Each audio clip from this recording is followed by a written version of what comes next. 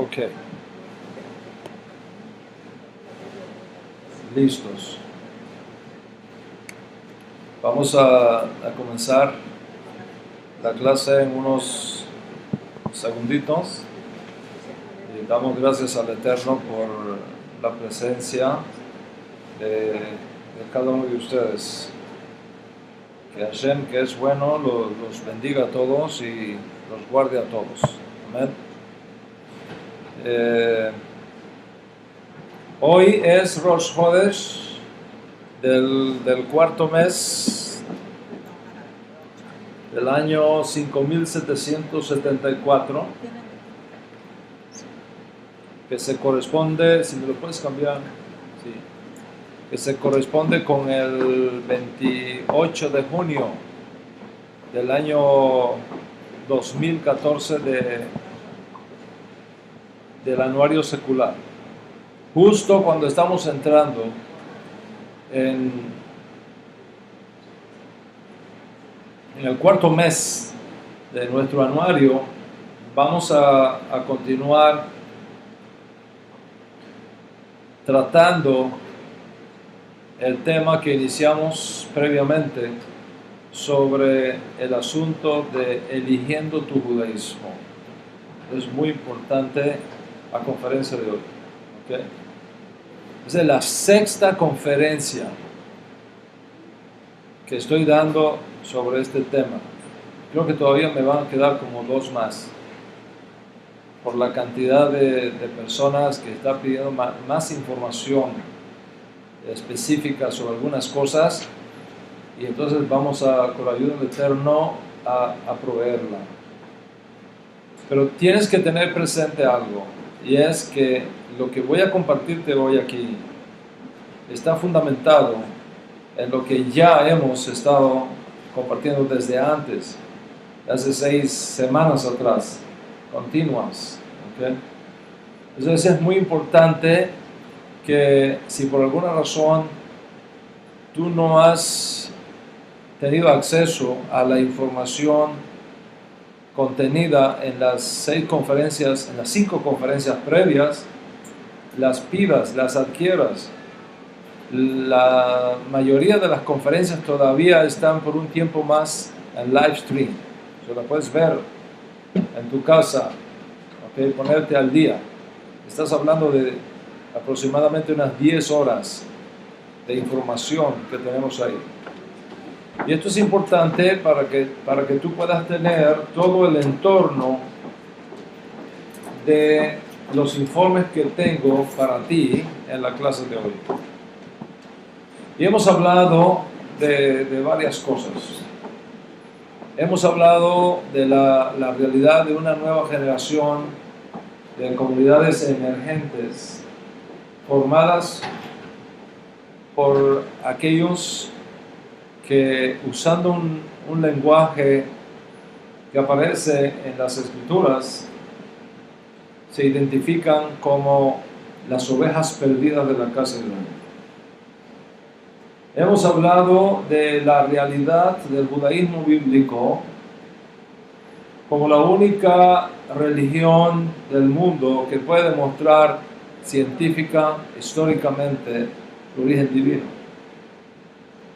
Hemos hablado de que, aunque el judaísmo dado por Dios a través de Moshe es uno solo, al paso del tiempo y debido a factores sociales, políticos y sobre todo a las condiciones de exilio que ha experimentado nuestro pueblo hasta recientemente, y fundamentados en el hecho también de que cada judío es diferente a los demás, se han creado diferentes interpretaciones de ese judaísmo único.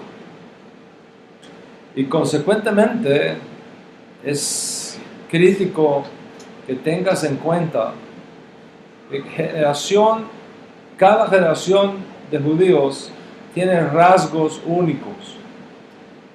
Y consecuentemente el judaísmo no existe hoy día como algo monolítico, como ese judaísmo único que recibimos de Moshe, sino que existe en diferentes formas. ritos, tradiciones, expresiones que demuestran la pluralidad de expresiones de aquel único judaísmo.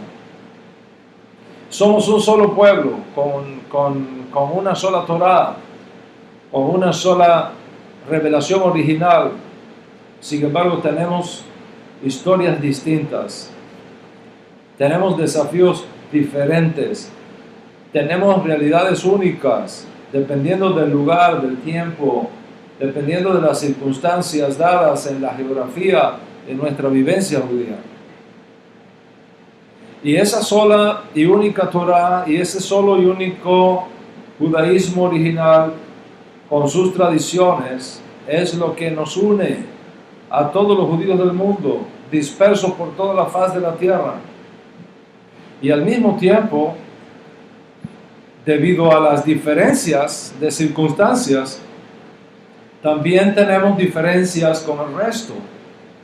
Y eso es lo que explica por qué hoy, del único judaísmo que recibimos de Moisés, subsistimos con muchas expresiones, con muchos ritos y con muchas tradiciones. No pienses, por tanto, que esta o aquella expresión del judaísmo es la única válida. O no se te ocurra la idea de pensar que tu judaísmo es exactamente igual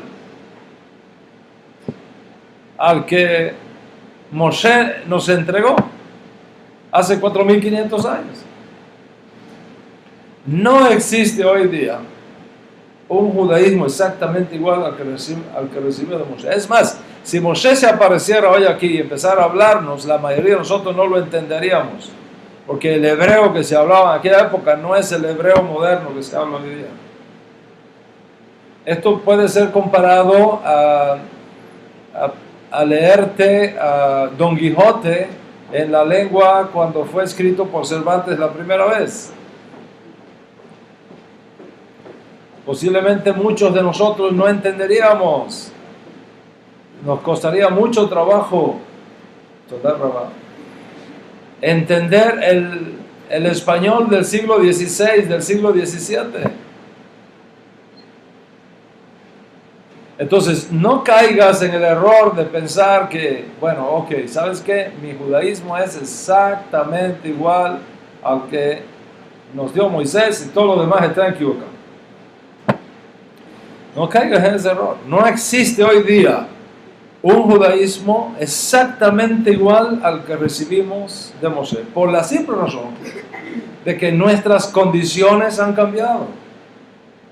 Y por lo tanto hemos tenido que hacer innovaciones, hemos tenido que hacer adaptaciones, hemos tenido que hacer contextualizaciones para hacer relevante los principios fundacionales de aquella única fe en las nuevas condiciones que hemos enfrentado, buscando siempre no alterar esa esencia del judaísmo único revelado desde Sinaí. Y esos cambios implican las diferencias que vemos en costumbres, en prácticas, en ritos, que marcan, entre otras cosas, la belleza del judaísmo que hemos recibido. Entonces, cuando venga alguien a decirte, yo represento el único judaísmo auténtico que existe y los demás están equivocados, no le creas. Nadie puede decir, nuestro judaísmo es el único, todos los demás no cuentan, son ilegales, están descalificados, no sirven. Nadie puede decir, nuestro judaísmo es la genuina expresión del judaísmo sinaítico. Nadie puede decir, nuestro judaísmo es el único que está autorizado y los demás están equivocados. Hay una realidad histórica innegable. No podemos tapar el sol con un dedo. Eso está ahí.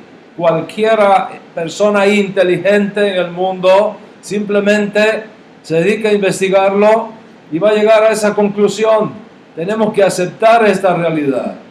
¿Cuál es la realidad? La unidad en la diversidad. Esa es la realidad. En otras palabras, el judaísmo es uno.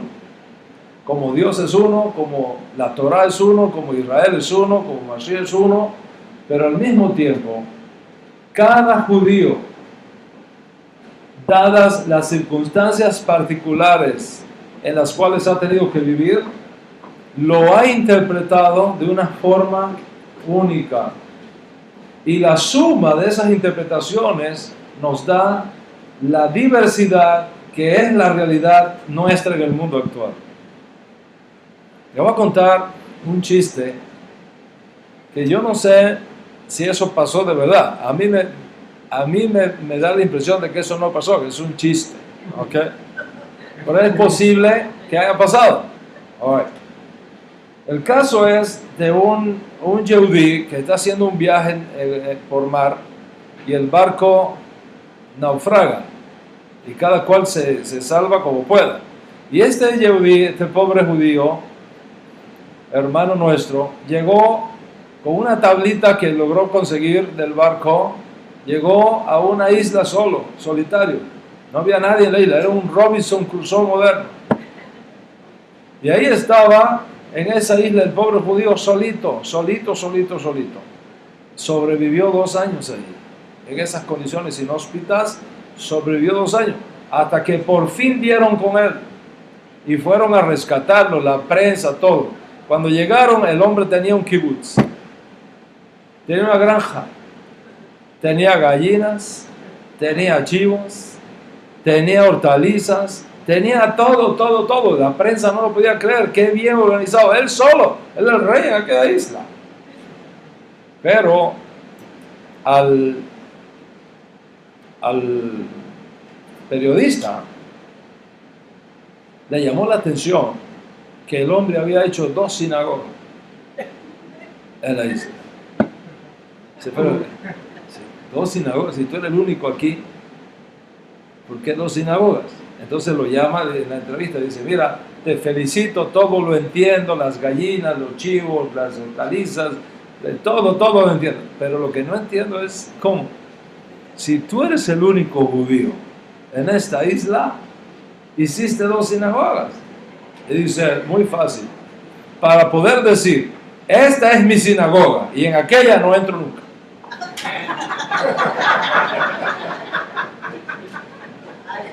Esta es la mía, allá no entro nunca. Esa es la realidad de nuestro pueblo, ¿ok?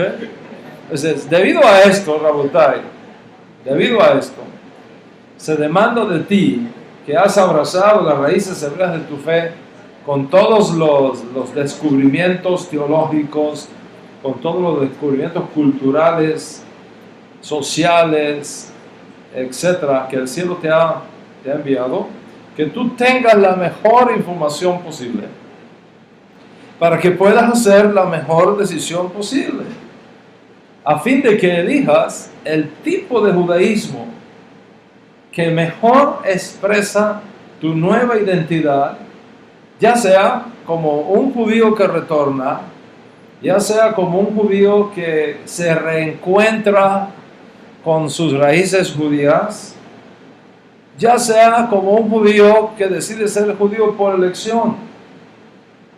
Y si luego de estudiar todo esto te das cuenta que el judaísmo no es exactamente para ti y que tú encajas mejor siendo un justo de las naciones, viviendo con los valores y los principios de la fe judía, sin las exigencias y sin la disciplina del judaísmo, entonces vive tu judaísmo como un justo de las naciones. No tiene nada de malo eso.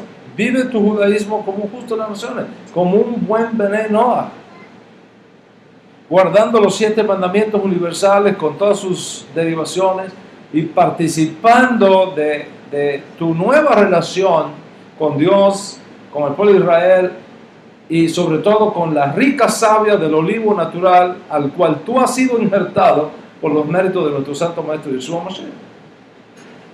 En otras palabras, y esto es muy importante, en otras palabras, el judaísmo uno y único recibido de Moshe tiene también una ventana para el mundo. Tiene una plataforma hebrea para los no hebreos. Tiene una rama judía para los no judíos, donde tú puedes descubrir tu porción de la herencia de tu nueva fe dentro de la riqueza que el judaísmo ofrece para los que no son biológicamente judíos o que no desean todavía hacerse judíos por elección, sino que prefieren ser y vivir como justos de las naciones con todos los deberes, responsabilidades y privilegios que esto conlleva. La gente me pregunta, en todas partes que voy, viajo 50,000 millas, 60,000 millas todos los años, por todo el mundo, enseñando estas cosas. Y una de las preguntas que más la gente me hace es, ¿cuál es la diferencia entre el judaísmo para los judíos y el judaísmo para los justos de la nación? ¿Cuál es la diferencia? Y voy a procurar responder esta pregunta como un paréntesis necesario dentro del tema general de eligiendo tu judaísmo, porque es posible que la mejor elección para ti sea vivir como un justo de las naciones y no como judío. Si es que no tienes un trasfondo biológico judío y el judaísmo para el judío es algo que aún no te hace clic en tu neshama, aún no te hace clic en tu alma. Básicamente, para responder a esta pregunta, ¿cuál es la diferencia entre el judaísmo para los judíos y el judaísmo para los justos de la nación? Básicamente, hay 5 señales del pacto. Escúchelo bien, Hay 5 señales del pacto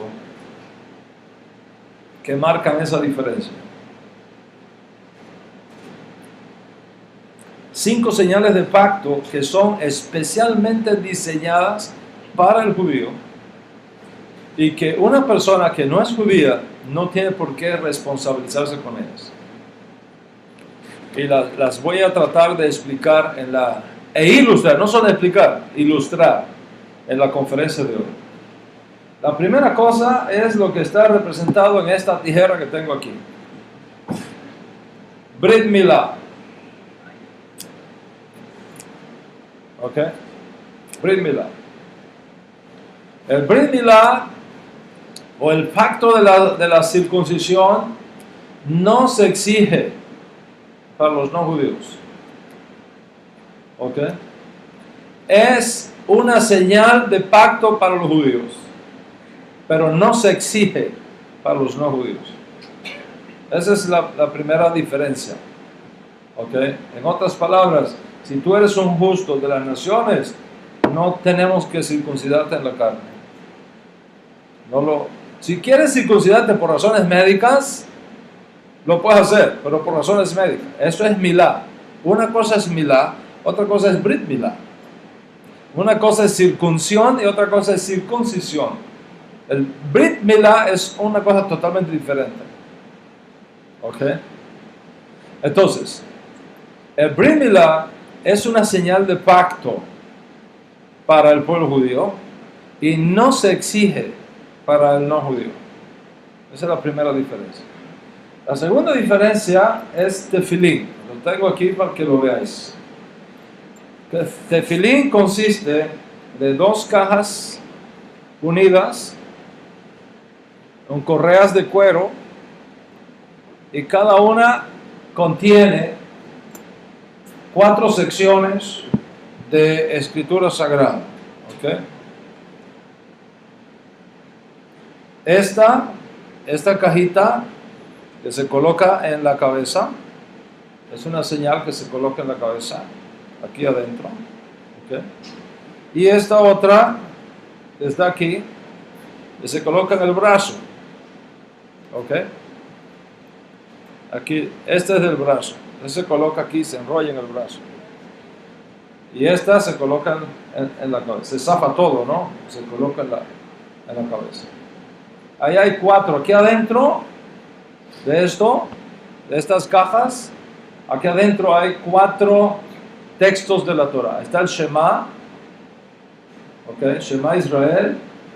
Está también las recompensas por la obediencia a los mandamientos. Está también el deber del pueblo judío de recordar siempre la servidumbre de Egipto. Y está también la obligación de todo judío de informar esto a sus hijos. Eso es lo que está aquí adentro. 4 secciones de la Torah. ¿Ok? Esto es una señal de pacto. Un no judío no requiere esto. No se le requiere. Y esta es la segunda diferencia entre la conversión como Bene Judá y la conversión como Bene Noach. ¿Ok? La otra diferencia es la tercera señal de pacto, que es la mezuzá. Es esto que tengo aquí. ¿Ok?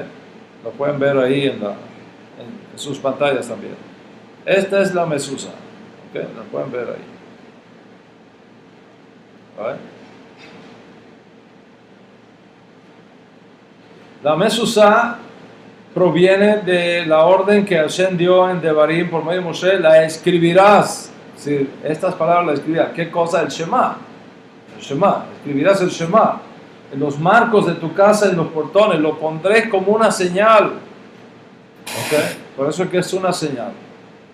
Voy a aclarar algo muy importante. La mezuzá no es esta caja de madera que ustedes ven aquí afuera. Esto no es la mezuzá. A veces son de metal, a veces son de piedra, a veces son de plástico. Ustedes la ven en las oficinas, en las casas. Ustedes van a la clínica, a la clínica nuestra aquí en New York, y la verán en las puertas. Todas las puertas hay una. ¿Okay? Aquí en mi oficina, a ver, en donde quiera que haya una sinagoga, una casa judía, en todas las puertas está esto. ¿Okay? Pero esta es la cajita que guarda la mezuzá. La mezuzá es lo que está adentro.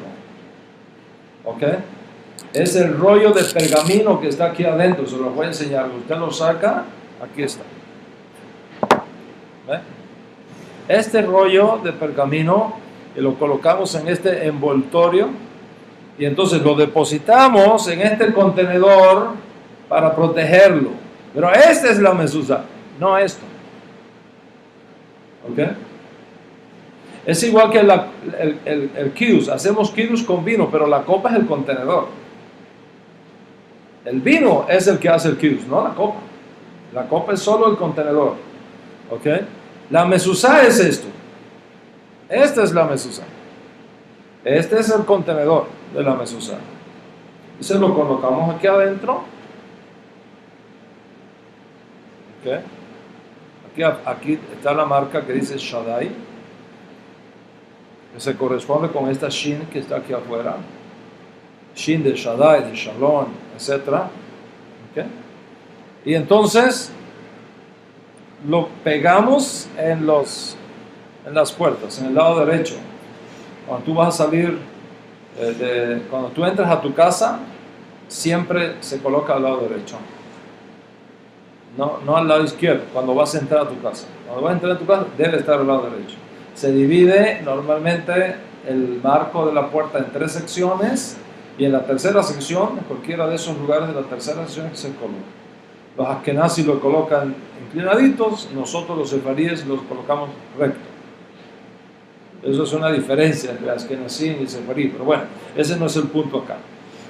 Okay. El día que se marca la casa judía como un lugar donde vive o trabaja un yehudí, entonces se hace todo un protocolo, que hay que hacer algunas bendiciones, se hace un brindis para marcar la casa. Es decir, cada comunidad tiene costumbres diferentes, pero más o menos hay un protocolo.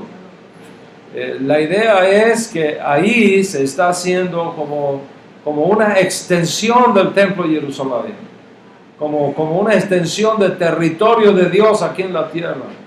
Donde quiera que haya una mezuzá, el mensaje que se envía es: aquí se vive y se enseña la unidad de Dios, la unicidad de Dios, Y aquí se está sujeto a los 613 mandamientos de la Torah. Como un justo de las naciones no está sujeto a los 613 mandamientos de la Torah, no se le requiere. Porque esto es una señal de pacto para el Yehudi. ¿Okay? ¿Lo ven? Entonces, ¿cuántas señales de pacto ya hemos visto? 3. ¿Cuáles son? ¿Okay? ¿Cuál es este? Brit Milá. ¿Y este? Tefilín. ¿Y este? ¿Ok? La Mezuzá. Ahora tenemos otro más que se los traigo aquí para que lo veáis. Es el tzitzit. ¿Ok? Es el tzitzit, es una señal de pacto. ¿Ok? Tzitzit es también una señal de pacto. ¿Ok? Es una señal de pacto. Lo hay de dos formas. Lo hay el pequeño, que uno, si yo le muestro debajo de mi ropa, de mi camisa, yo llevo uno. ¿Ok? Donde están los tzitziot colgando. ¿Lo ven? Están los tzitziot colgando. ¿Vale?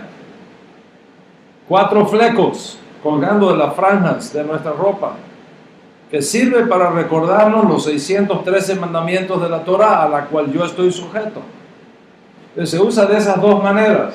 El pequeño, que lo llevamos por dentro todo el tiempo, se llama el talit katán o pequeño, y este gadol, que se usa para las oraciones. ¿Ok?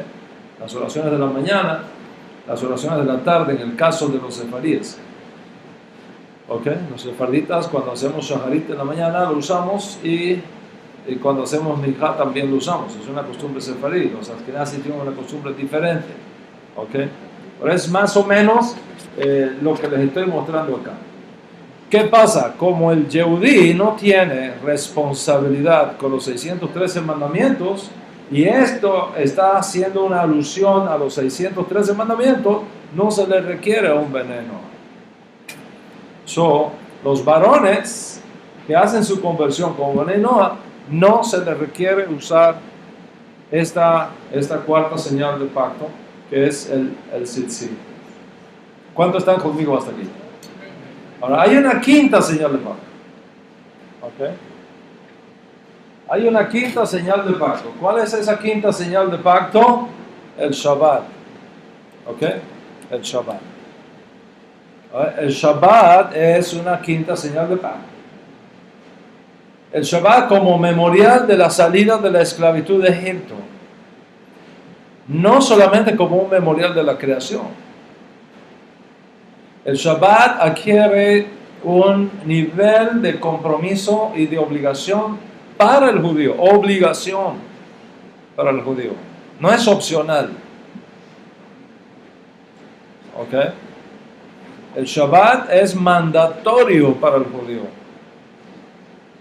Pero no se le exige de esa manera al no judío. ¿Ok?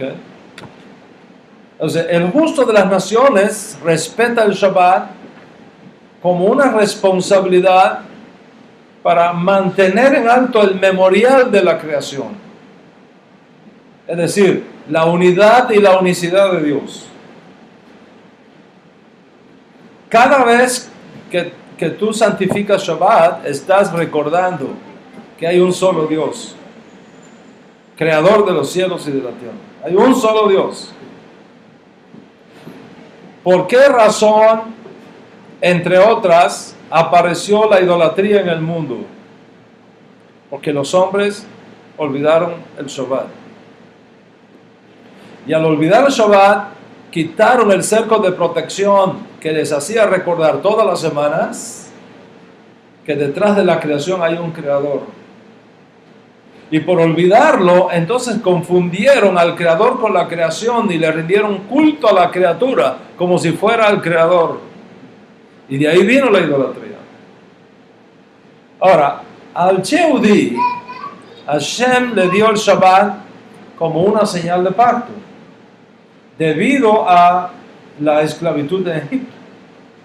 En otras palabras, el judío, además de santificar Shabbat en memoria de la creación, está obligado a santificar Shabbat en memoria de la redención de Egipto.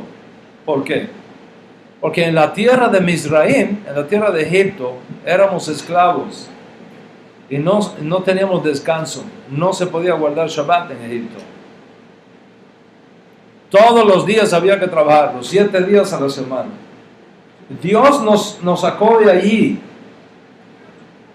y entonces nos entregó el Shabbat como una señal de pacto, que fuimos redimidos y hechos hombres libres.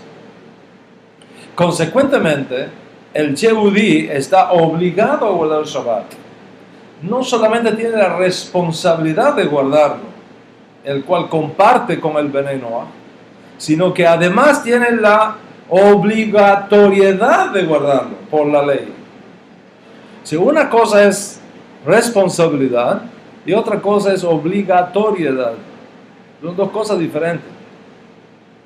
Voy a explicar esto de esta manera, y es muy importante entender este concepto. Muy importante entender este concepto.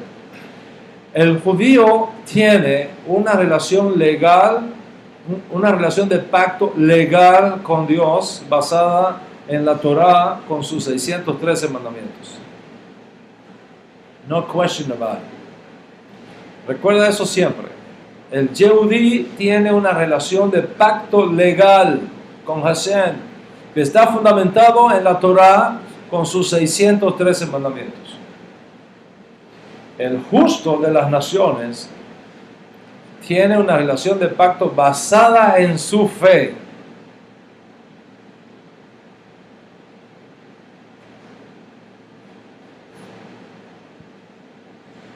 Basada en su fe.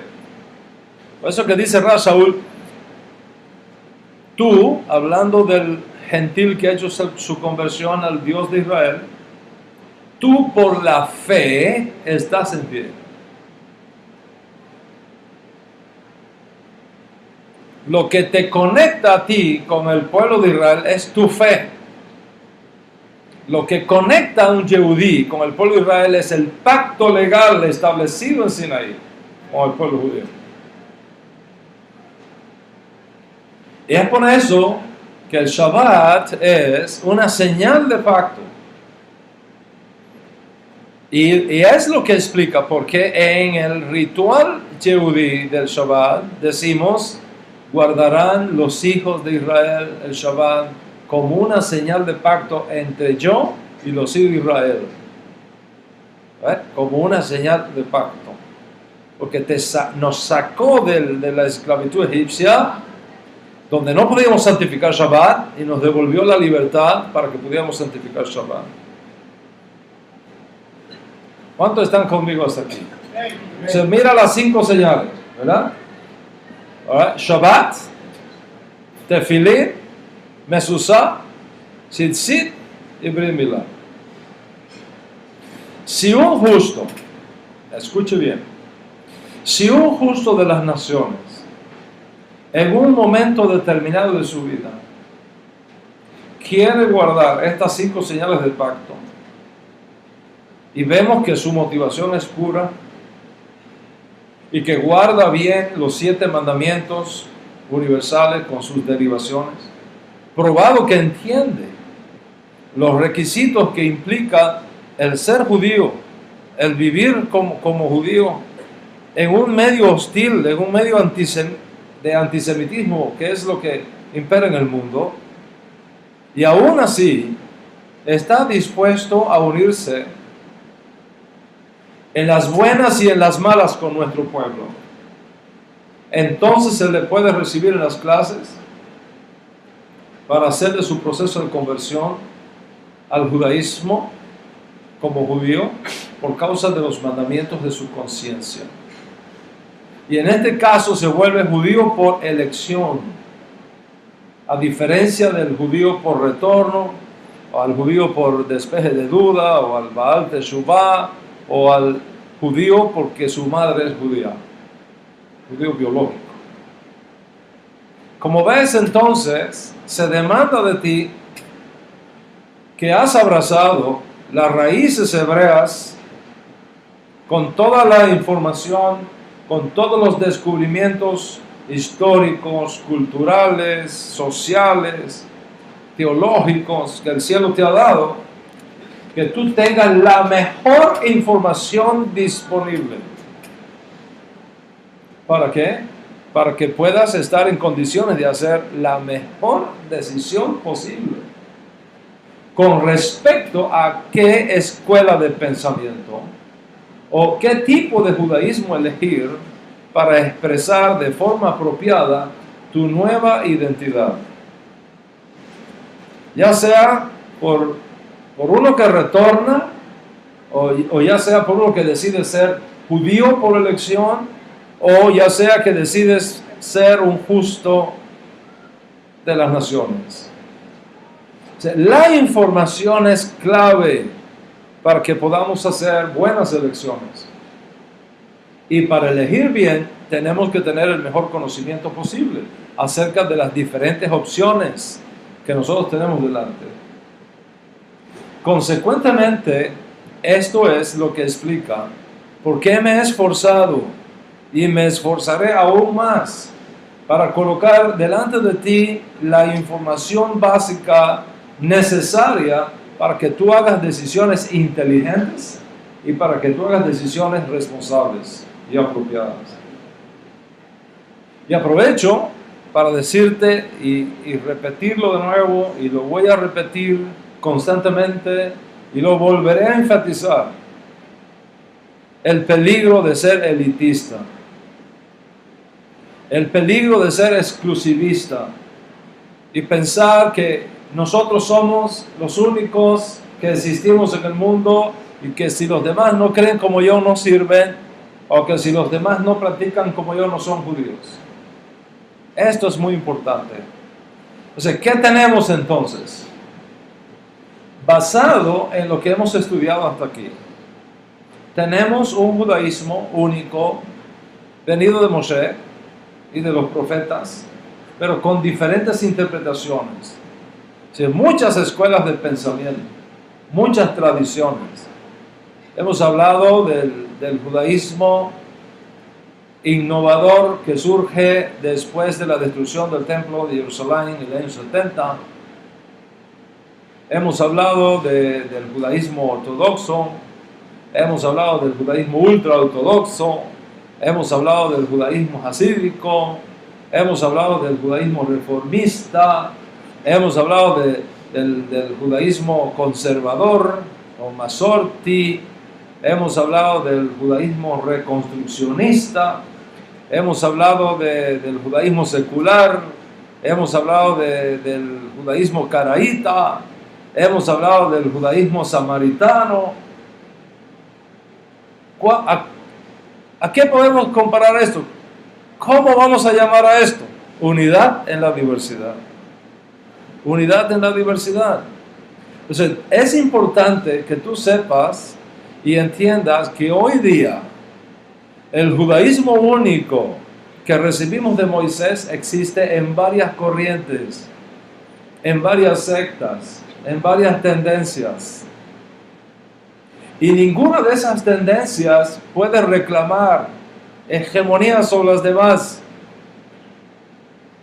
Ninguna puede decir, este es el auténtico y todos los demás están equivocados. No es así. Cuando venga Mashiach, que sea pronto en nuestros días, entonces Él va a poner en orden a todo el mundo. Y va a restaurar el verdadero judaísmo que recibió de Moshe. Y me imagino que incluso lo va a tener que adaptar también para hacerlo accesible a personas que ya no vamos a tener el Yesed Hará. Entonces, si ya no vamos a tener Yesed Hará, ¿para qué queremos un mandamiento que diga no codiciarás? Si no vamos a codiciar nunca más. ¿Para qué queremos un mandamiento que diga no matarás si ya no vamos a matar nunca más? O sea, el propio Mashiach va a tener que hacer adaptaciones y arreglos. ¿Cuánto entiendo lo que está hablando? Ahora, la pregunta que yo dejé en la mesa en mi última conferencia fue ¿por qué yo elegí el judaísmo que elegí? ¿Por qué no elegí el judaísmo ortodoxo? para mí? ¿Por qué no elegí el judaísmo ultraortodoxo? ¿O por qué no elegí el judaísmo hasídico? ¿Por qué no me hice Breslo? Y me dejo los peyotes de acá abajo. ¿Verdad? Y me pongo un sombrero grande, redondo, en vez de la kipa que tengo, lo grande. ¿Por qué no elegí el judaísmo reformista? ¿Por qué no elegí el judaísmo masortí? O el reconstruccionista, o el caraíta, para andar saltando de Shabbat en Shabbat todas las semanas? ¿Por qué no elegí el judaísmo secular, o el judaísmo humanista, o el judaísmo samaritano? ¿Por qué elegí el judaísmo que vivo, el judaísmo que yo elegí? Para ser transparente contigo, te mostraré por qué elegí el judaísmo que vivo y que me esfuerzo en practicar, y no las otras propuestas o tradiciones específicas que hemos estudiado. Te voy a explicar con toda honestidad. Pero para explicarte por qué elegí el judaísmo que elegí, quiero mostrarte cómo se llama ese judaísmo. ¿Cuál es el judaísmo que yo elegí para mí, para mi familia, para mi casa? Elegí para mí lo que conocemos como judaísmo netzarita. Ese es el judaísmo que yo elegí para mí y para mi casa. Ese es el judaísmo que fue uniendo a otros líderes en otros lugares de América Latina en los últimos 25 años, y que por razones de la necesidad nos vimos en la casi obligatoriedad de establecer una alianza que de hecho existe, una alianza internacional que reúne en su seno todos los que, como yo, hemos elegido este judaísmo para nosotros. Y por eso nos llamamos la Alianza Netzarita Ami, que quiere decir pueblo mío. Ese es el nombre que tiene. La pregunta es esta. Ok, si se cansan me avisan para entonces parar, hacer un receso y seguir, porque estoy tan entusiasmado con esto que si no me paráis voy a estar aquí hasta las 2 de la mañana. Y yo no creo que tenga el don de hacer milagros de resucitar a euticos modernos. Ok, quiero asegurarme que todo el mundo esté sentado, que no haya nadie en una ventana alta allá arriba. Ok. ¿De dónde viene este nombre? Judaísmo Netzarita, Netzarim. ¿De dónde viene? La respuesta es esta.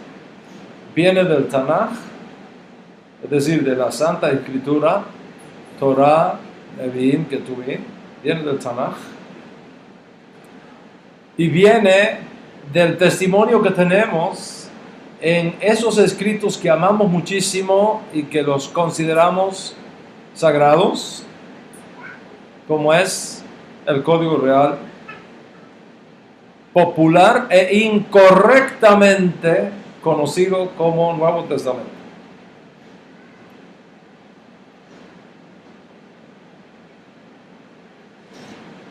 Y para no dejar lagunas aquí, voy a decir algo. Por amor a cada uno de ustedes, la nueva generación de creyentes que está surgiendo en el mundo. Para no dejar lagunas aquí, digo,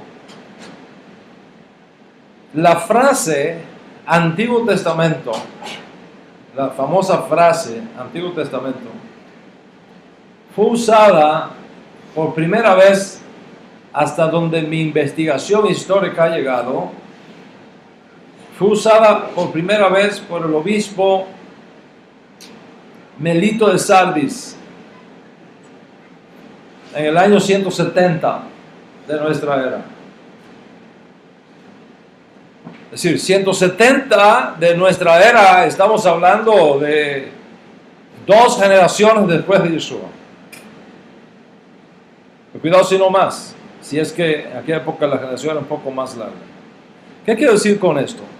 Es importante que tú entiendas que la frase Antiguo Testamento es una nomenclatura cristiana, no judía.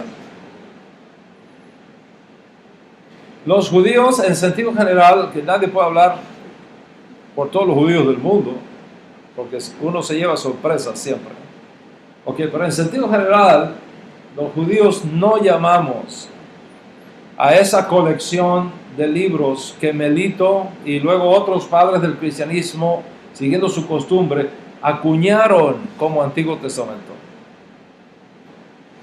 Fue el resultado de una incorrecta interpretación de una profecía de Jeremías, específicamente de Jeremías capítulo 31, donde el profeta dice: vienen días, dice el Eterno, en que yo voy a hacer un nuevo pacto.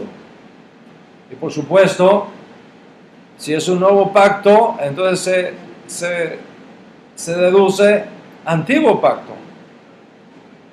¿Ok? Nuevo pacto, antiguo pacto.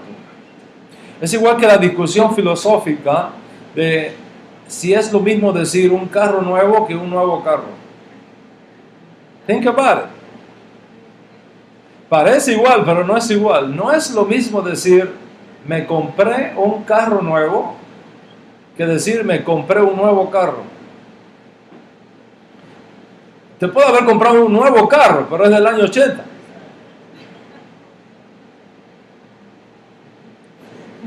Pero si tú dices un carro nuevo, es de este año.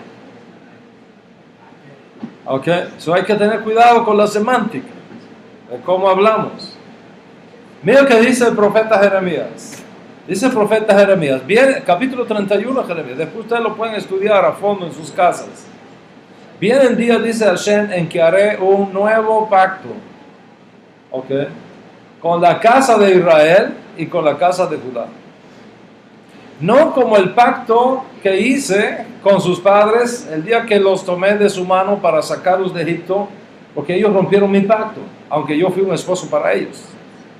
Sino que este es el nuevo pacto que yo voy a hacer, declara el Señor, con la casa de Israel, después de aquellos días. Claro, el profeta Jeremías no dice cuáles son después de aquellos días, lo deja ahí. Pero dice, después de aquellos días, ¿qué días? Eso es tema para otra conferencia. ¿Qué días? Eso es lo que dice. Después de aquellos días, yo voy a hacer un pacto con la casa de Israel. ¿Cuál es el pacto? Dice, pondré mi Torah en sus mentes y en sus corazones. Las voy a escribir. Yo seré para ellos su Dios. Ellos serán para mí mi pueblo. Y no tendrán que enseñar ninguno más a su compañero diciendo conoce a Hashem, porque todos me van a conocer, desde el más pequeño de ellos hasta el más grande. Porque en ese día que yo haga ese pacto, yo voy a perdonar su maldad y ya no me voy a acordar más de sus transgresiones. Y tanto Melito de Sardis como el resto de los padres del cristianismo que vinieron después, interpretaron esta profecía como una referencia al nuevo pacto que anula y reemplaza supuestamente al viejo. Y que una vez llegado Jesús, okay, como ellos llamaron también equivocadamente a Yeshua, una vez llegado Jesús, decían, se abolió el antiguo pacto y se estableció el nuevo pacto con un nuevo pueblo. ¿Cuál es el nuevo pueblo? La iglesia, que ahora reemplaza al viejo pueblo elegido. Entonces, la teología cristiana se da este fenómeno de lo que se conoce técnicamente como teología del reemplazo y teología de la transferencia. teología del reemplazo, porque reemplaza un pacto con otro, y teología de la transferencia, porque transfiere los beneficios de un pueblo a otro pueblo. Y todo eso es falso, absolutamente falso. En primer lugar, Dios nunca cambió su Torah. Cambió el lugar donde le iba a poner. De afuera del corazón, adentro del corazón. De un lugar lejano a un lugar más cercano aún. De un lugar separado de ti a un lugar pegado a ti, dentro de ti, que se vuelve parte tuya. Dice el profeta Jeremías: pondré mi Torah dentro de ellos, en sus corazones las voy a escribir. En segundo lugar, Dios nunca cambió los destinatarios del pacto. Es decir, Dios nunca reemplazó al viejo pueblo por algún nuevo pueblo. Porque si tú miras bien, la profecía de Jeremías dice: este es el pacto nuevo que yo voy a hacer con la casa de Judá y con la casa de Israel. No dice con Colombia. Yo sé que va a ganar y todo. Baruch Hashem. Mira eso, ¿cómo sabéis? Se echaron al agua. All right. No dice con Colombia, no dice con Rusia, no dice con Chile, ni con Brasil. ¿Okay? ¿Con quién dice? Este es el nuevo pacto que yo voy a hacer con la casa de Judá y con la casa de Israel. ¿Qué cosa es la casa de Judá y la casa de Israel?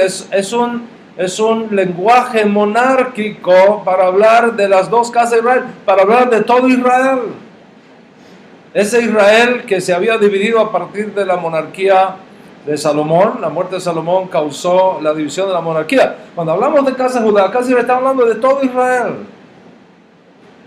Y en tercer lugar, la más grande de todas las mentiras introducidas en el mundo por los padres del cristianismo, que Yeshua fue el que hizo ese cambio.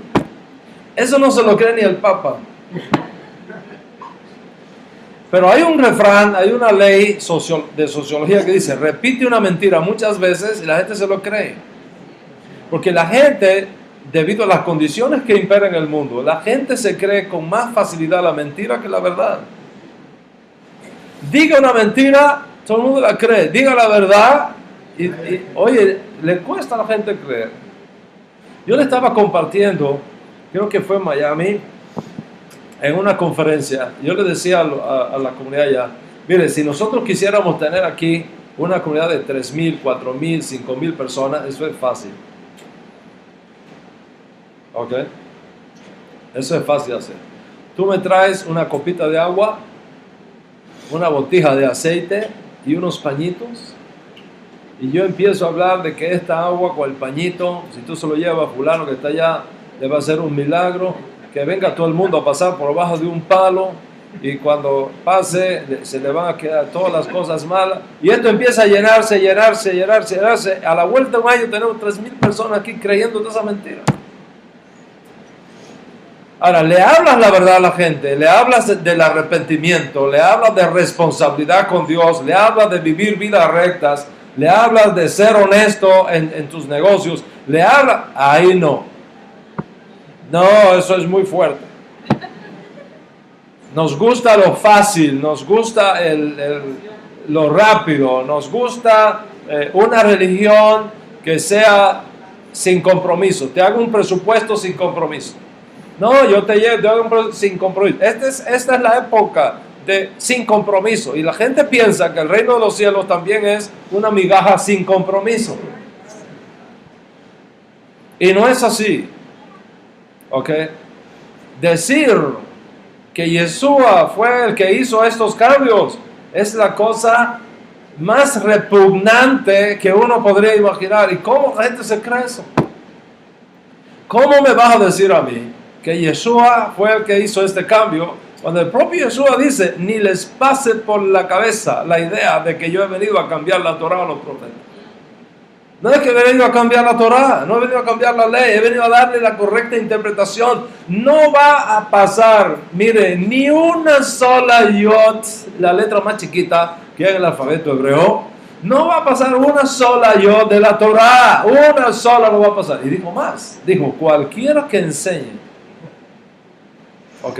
Cualquiera que enseñe que uno de estos mandamientos más pequeños de la Torah ha sido anulado, muy pequeño será llamado en el reino de Dios. Una sola misma, una solita misma, la más pequeña, quien diga que eso pasó, muy pequeño será llamado en el Malhut de Samuel. Entonces, la idea cristiana de que el Nuevo Testamento reemplaza al Viejo, que la iglesia reemplaza a Israel, que Jesús es el nuevo Dios en carne, que vino a producir este cambio y que se divorció del judaísmo, que se divorció de Moisés y creó una nueva religión que se llama el cristianismo, y que el cristianismo es un sustituto del judaísmo. Señores, eso es totalmente falso. Constituye una grave afrenta a la Escritura, es una ofensa a Dios y una ofensa al propio Yeshua. Yeshua nunca se presentó delante del pueblo de Israel como una nueva divinidad o como un nuevo Dios, Haz Shalom. Sus palabras fueron bien claras. Él le dijo a un grupo de sus seguidores: voy a mi Padre y a vuestro Padre, a mi Dios y el Dios de ustedes también, mi Dios. Lo que más me llama la atención es que Melito de Sardis, en el año 170, fue de la misma ciudad a la cual Yeshua envió una carta 2-3 generaciones antes. Había una comunidad judía en Sardis. Los judíos fueron masacrados allí. Y el obispo Melito vino a ser líder de la comunidad judía, de la comunidad gentil que reemplazó a la comunidad judía cuando los judíos fueron masacrados. Y a esta comunidad judía, antes que existiera Melito de Sardis, 3 generaciones antes de Melito de Sardis, Yeshua le mandó una carta, ¿ok? Escribió una carta a esa comunidad que la envió a través de Yohanan, uno de sus servidores, que Yeshua le dictó la carta y Yohanan la escribió. Y en la carta que Yeshua le envía, le dice: asegura las cosas que están a punto de morir, porque no veo que tus pasos son perfectos delante de mi Dios. No delante de mí, delante de mi Dios. Eso está en Apocalipsis capítulo 3, verso 2. Ahí está escrito eso. Y al líder judío de la propia comunidad de Sardis, escucha esto, a la propia comunidad de Sardis, de la que luego Melito viene a ser, ¿ok? Es a la que se le dice: oye, las cosas no están bien delante de mi Dios. Mi Dios. Y a otra comunidad judía les dijo: al que venciere, yo lo haré un pilar del templo de mi Dios. Mi Dios. Y dijo más: le voy a escribir sobre su frente el nombre de mi Dios y el nombre de la ciudad de mi Dios. Observa constantemente: mi Dios, mi Dios, mi Dios. El nombre de mi Dios, la ciudad de mi Dios. Entonces, si Yeshua tuvo su Dios, el Dios de sus padres, el Dios de Abraham, de Isaac y Jacob, ¿cómo puede él ser mismo Dios? Y entonces imagínate, un Dios teniendo Dios. Eso solamente se le ocurre a Constantino. Un Dios teniendo Dios. Un Dios orándole a otro Dios. Un Dios suplicándole a otro Dios que lo salve. Si un Dios tiene Dios, entonces no es Dios. Porque la propia definición de Dios en ese contexto no admite otra fuerza o poder independiente de Él, y mucho menos que otros sean como Él.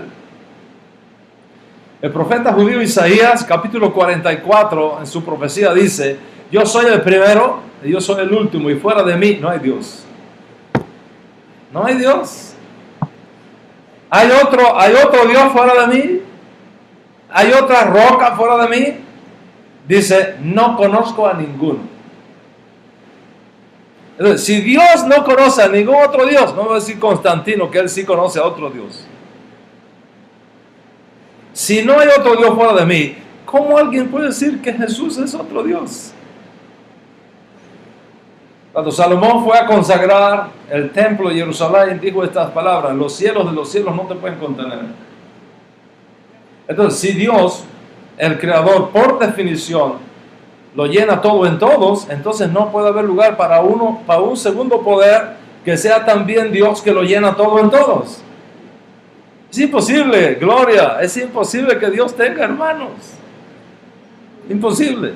No cabrían entre sí. Se destruirían entre sí, dejarían de ser. Y esto solamente se le ocurre a los griegos en su mitología y en sus luchas de los dioses por el dominio del Olimpo. O hay un solo Dios o no hay Dios. Hazme shalom. En otras palabras, el Dios de Yeshua tiene que ser tu Dios. Y si el Dios de Yeshua no es tu Dios, you are in serious problem. Estás en serios problemas con Dios. Si el Dios de Yeshua no es tu Dios. ¿Cuánto está conmigo hasta aquí? Ahora, ciertamente, cuando hablamos de Mashiach no estamos hablando de cualquier cosa. Estamos hablando de algo muy grande, muy extraordinario y muy glorioso. ¿Okay? La revelación de Mashiach en la persona de Yeshua ben Yosef, nuestro santo maestro, es lo que anuncia el cumplimiento de la transición entre la promesa y la renovación del pacto anunciado por Jeremías y la colocación de la Torah en el corazón de la gente con sus enseñanzas, apropiándose de la neshama de cada uno. Y esa transición innegable nos coloca en una posición irrevocable entre la lucha contra el mal, hacia la búsqueda de la luz, de esa luz final, cuando el Mashiach se va a revelar con toda su fuerza y va a llenar al mundo entero con el conocimiento del Eterno, como las aguas cubren la mar, y entonces los seres humanos seremos inmortales y estableceremos así, con la ayuda de Mashiach, la totalidad del reino de Dios entre los hombres.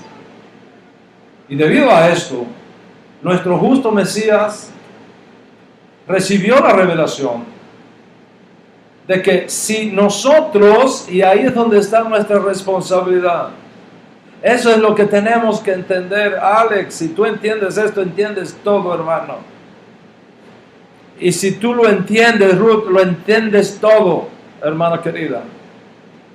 Al momento que esto hace clic en nosotros, hemos dado un tremendo paso de avance en la redención. ¿Ok? Debido a esto, nuestro justo Mesías recibió la revelación de que si nosotros lo levantamos, esa es nuestra responsabilidad, levantarlo a Él. Si yo fuere levantado, a todos voy a traer a mí mismo. Cuando nosotros le mostremos al mundo quién es realmente Mashiach, sus auténticas enseñanzas que fueron dadas para que se conocieran en toda la faz de la tierra, entonces dice Él, atraeré a todos a mí mismo, y el resto de las profecías se van a cumplir como Él ha dicho. Y esto es evidente en las parábolas que Él nos da del Malhut Shammai. En las parábolas está esbozado de forma codificada, para decirlo de una manera cabalísticamente, en las parábolas de Mashiach, están codificadas cabalísticamente todas las estrategias para lograr esta noble misión que se puede identificar en 10 puntos extraordinarios y maravillosos. Primero, nuestra responsabilidad en preparar al mundo para el advenimiento de Mashiach. Una pequeña semilla que se transforma en un gigantesco árbol y que da sombra y alimento a todas las aves de la tierra. Esa es la primera. Segunda, nuestra responsabilidad de aprender Torah, la sabiduría divina, cuya máxima expresión es Mashiach. Mashiach es, en términos del mundo espiritual, el Big Bang del conocimiento y de la sabiduría de Dios. Dice él en sus parábolas, un buscador de perlas que al encontrar una perla preciosa de gran precio va y vende todo lo que tiene por adquirirla. Tercero, nuestra responsabilidad por desarrollar el entendimiento espiritual para tener conciencia del principio material de Dios. Como dijo Mashiach, no temáis manada pequeña, porque a mi Padre le ha placido daros el reino. Nuestra responsabilidad de establecer el amor y la unidad de todo Israel. El poder del amor gratuito para erradicar el odio gratuito, para unificar todas las neshamot, todas las almas de nuestro pueblo. Un amor que según Yeshua tiene que comenzar por ti mismo, amarte a ti mismo. Y tiene que seguir con amar a tu esposo, amar a tu esposa, amar a tus hijos, amar a tus padres, amar tu familia, amar tu prójimo. Y así irse extendiendo hasta alcanzar a todas las neshamot de nuestro pueblo. Como dice el maestro, amad y perdonad si alguno tuviere queja contra otro. La responsabilidad de mantener la luz del Shabbat encendida como una luz que al encenderse no se oculta debajo de la cama, en las parábolas de Yeshua, sino que la luz del Shabbat se pone arriba para que todos la vean. El Shabbat fue algo tan importante para nuestro Santo Maestro que aunque está permitido salvar la vida en Shabbat y violar el Shabbat por salvar la vida, en caso de una situación de exilio, Yeshua dice, oren que vuestra huida no sea en Shabbat. Oren que vuestra huida no sea en Shabbat. Que vuestro tener que salir por vuestra vida no sea en Shabbat. Porque el propio Yeshua había dicho que salvar la vida en Shabbat está permitido. Está permitido. Sin embargo, él pide que aún en caso supremo, mejor es salvar la vida sin violar el Shabbat. Y por lo tanto le dice, oren para que no corran Shabbat, para que no os veáis siquiera en la posición legal de violar legítimamente el Shabbat. Mira eso. Mira el amor que tiene Yeshua por el Shabbat. La responsabilidad del rigor en cumplir los mandamientos de Dios. Dice el maestro, si tu mano derecha te lleva al pecado, córtatela. Si tu ojo derecho te lleva a violar la Torah, arráncatelo. Porque es mejor entrar manco o ciego en el Mahur Shammai que con 2 manos y con 2 ojos descubrir que llegas al Geinom. Es decir, el maestro enfatiza la importancia que tiene conquistar y subyugar las demandas de la mala inclinación que luchan contra el alma divina dentro de ti. ¿Cuánto entienden lo que estamos hablando acá? La sexta responsabilidad establecida por el Ribi es la relacionada con el Shalom Bayit. El buscar siempre un hogar de paz, donde la esposa desarrolla las bellezas de abajo y el esposo trae las bellezas de arriba en unidad y paz. Dice Yeshua, cuando tú vayas a hospedarte a un lugar, busca un Shalom Bayit. No te hospedes en un lugar donde no hay Shalom. Ve a un lugar donde hay Shalom Bayit. La séptima responsabilidad es la que tiene que ver con la educación de los hijos. Dice Mashiach, dejen que los niños vengan a mí. La victoria de Israel está en el secreto de educar a sus hijos en los caminos de la Torah. Porque dice la Escritura que aun cuando fueren viejos, no se van a apartar de ellos. No se van a apartar. Y si se han apartado, y si se han desviado, las promesas de Yeshua es que van a regresar.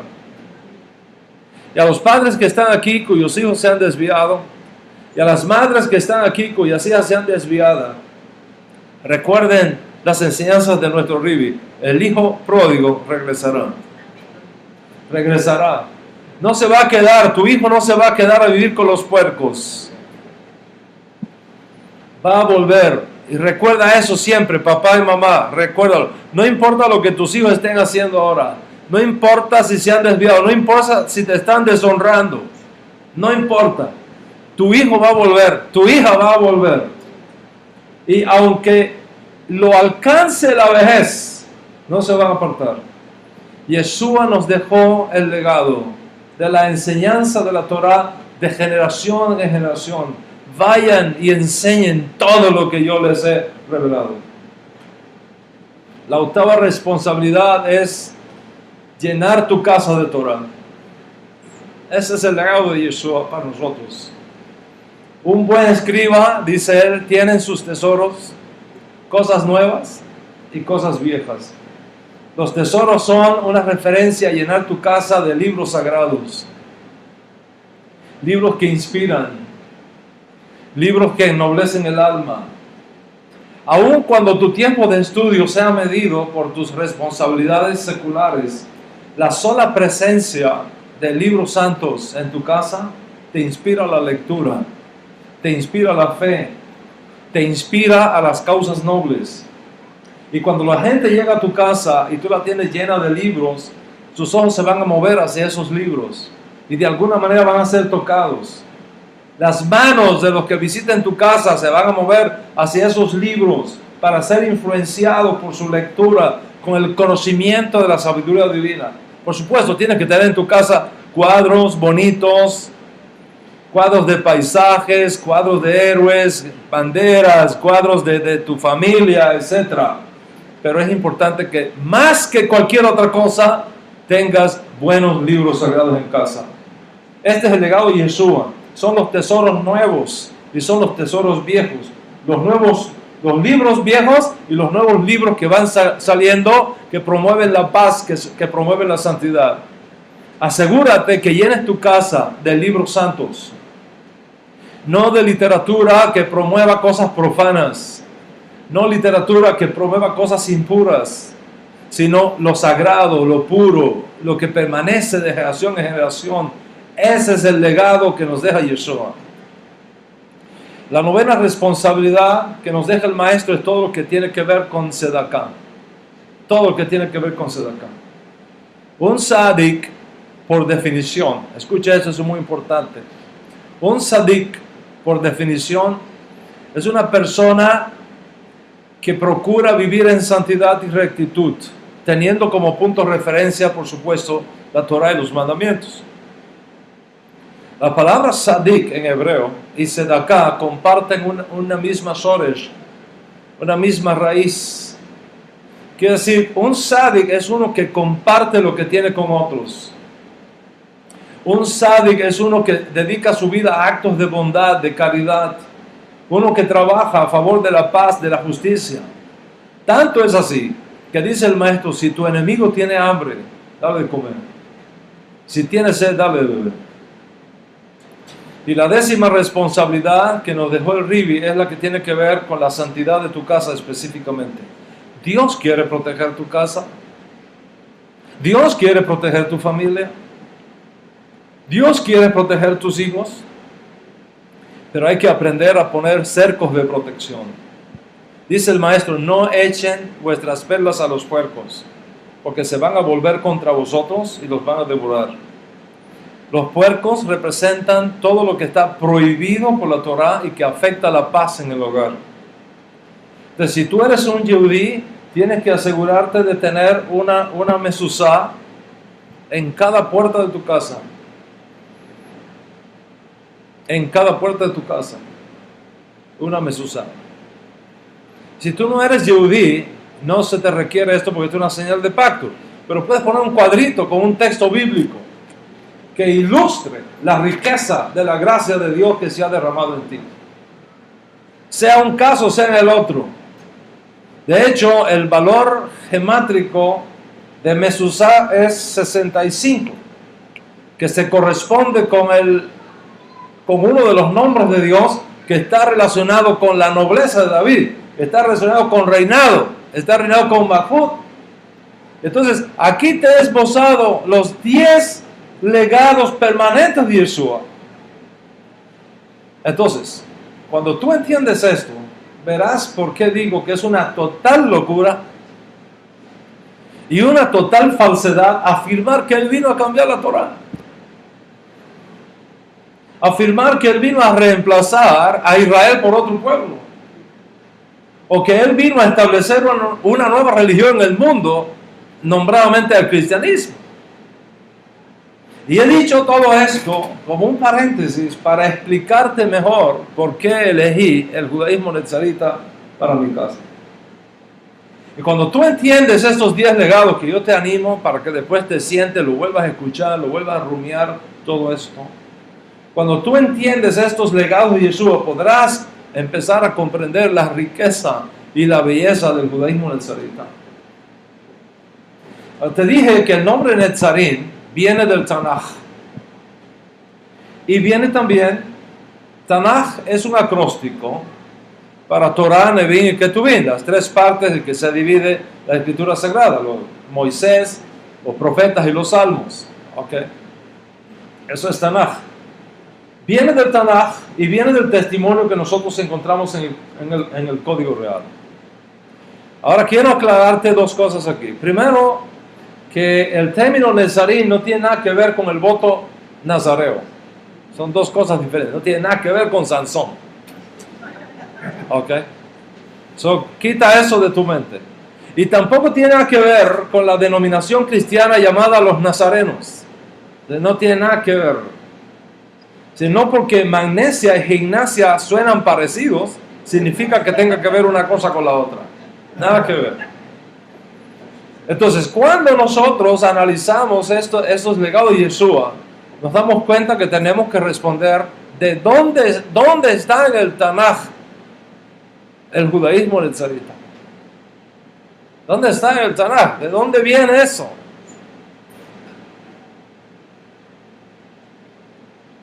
Usted va a tener que esperar la próxima conferencia para entender de dónde viene eso.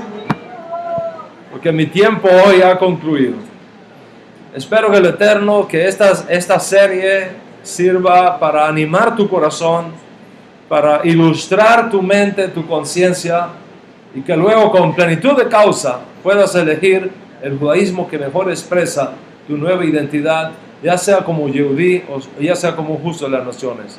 Mientras tanto, shalom, shalom, y que tengas una semana extraordinaria y bendecida, con mucha alegría y paz para ti y para toda la casa de Israel. Amén y amén.